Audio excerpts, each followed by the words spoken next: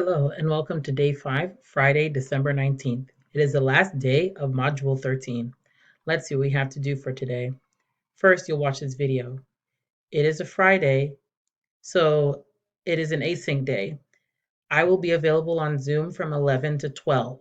So I will be available to help you with your essay. Please take advantage of this time. All right, so please make sure if you're able to, you can come to Zoom from 11 to 12. Also, your async assignment is an Achieve 3000 article.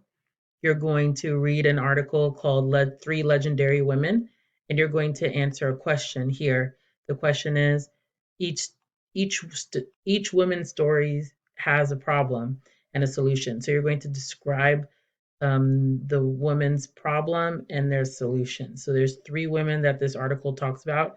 So you'll talk about the problem and the solution with each, and you're going to paraphrase, meaning write everything in your own word in the comment section and then post.